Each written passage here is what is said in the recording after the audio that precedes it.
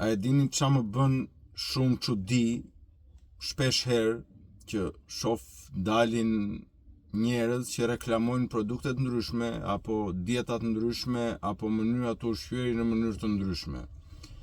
Më thonë shpesh, doktor, po ti pse nuk bën dieta, pse nuk reklamon produkte dobësimi apo ku di unë se çfarë. E para punës është që unë mendoj që çdo njeri duhet japi shembullin e tij në fillim. Edhe kur unë vet nuk jam shembulli i duhur për mënyrën se si t'jemi sa më fit, duke qenë se unë s'jam fit, kjo dihet botërisht, nuk e shoh të udhës që të filloj dhe të proklamoj historira me dieta ushqimore apo me paketime ushqimore apo më the të thash.